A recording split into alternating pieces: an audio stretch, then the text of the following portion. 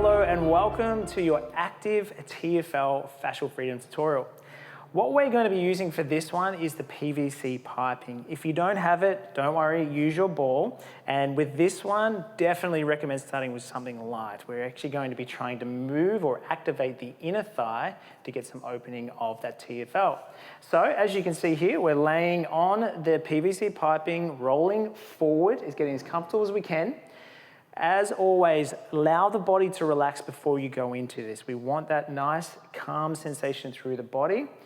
What we need to do here is we've got to activate the inner thigh, and how we do that is just gently try and lift that leg off the ground, at least the foot, okay? And by doing that, you're going to notice there's going to be a lot more pressure down into that TFL or outer hip area.